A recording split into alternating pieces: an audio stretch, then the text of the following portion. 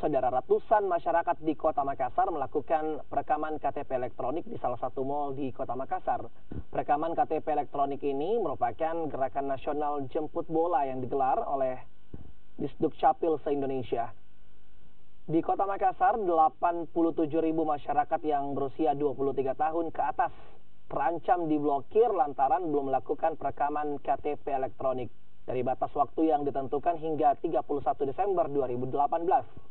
Perekaman KTP elektronik di salah satu mal di Kota Makassar ini merupakan gerakan nasional jemput bola yang digelar serentak di Disduk Capil se-Indonesia.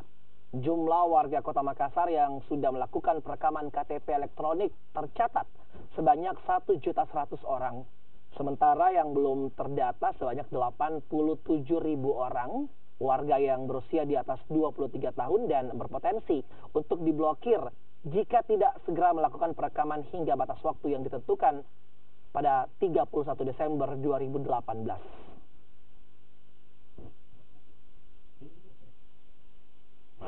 Salah satu yang mendorong masyarakat untuk datang ke tempat ini pertama, karena sudah beredar, mereka mengetahui bahwa akan terjadi pemulihan data yang bersangkutan apabila tidak melaksanakan perekaman per 31 Desember 2018.